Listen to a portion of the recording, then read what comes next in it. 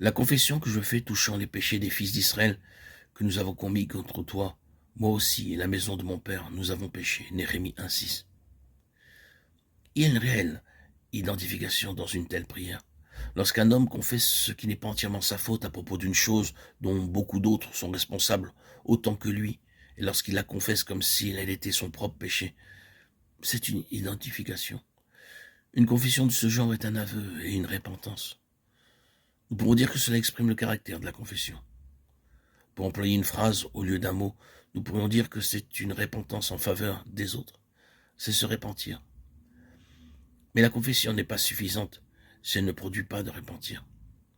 Chacun de nous avons perçu dans ce message que nous ne devions pas nous considérer à part des autres, détachés d'eux, les regardant pour les juger, les condamner ou les critiquer, comme si nous n'avions aucune part avec eux.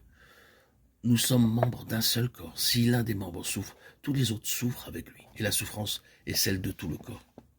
Pour Christ, je suis sûr qu'il en est ainsi. Il souffre dans la mesure où s'affaiblit une partie de son corps, parce qu'il a besoin de la plénitude de tout le corps pour que se réalise la plénitude de son expression. Ainsi, il souffre, et si le corps, dans l'une de ses parties, s'affaiblit, nous souffrons de la souffrance de Christ. N'est-ce pas là ce que veut dire l'apôtre lorsqu'il déclare « Maintenant je me réjouis dans les souffrances pour vous, et j'accomplis dans ma chair ce qui reste encore à souffrir des afflictions du Christ pour son corps qui est l'assemblée ». C'est la réelle intercession, la prière de confession et d'identification. Souviens-toi, je te prie de la parole que tu as commandée à ton serviteur Moïse en disant « Si vous êtes infidèles, je vous disperserai parmi les peuples. Et si vous revenez à moi et que vous regardiez mes commandements et que vous les pratiquiez, quand vos dispersés seraient au bout des cieux, je les rassemblerai de là et je les ramènerai au lieu que j'ai choisi pour y faire demeurer mon nom. » Néhémie 1, 8, 9.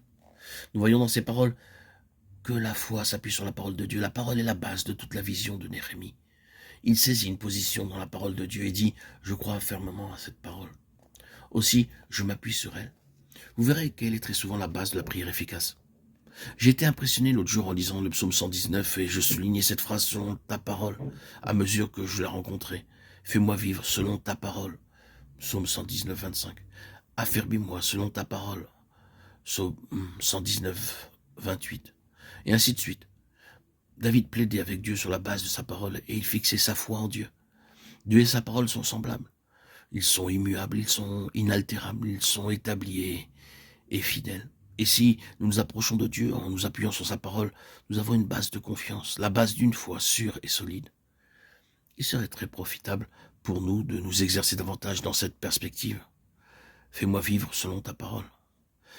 C'est la foi en la parole de Dieu et le Seigneur honore cela. C'est sur cette base de confiance que nous devrions continuellement nous approcher de lui. Néhémie ramène tout simplement le Seigneur à sa propre parole.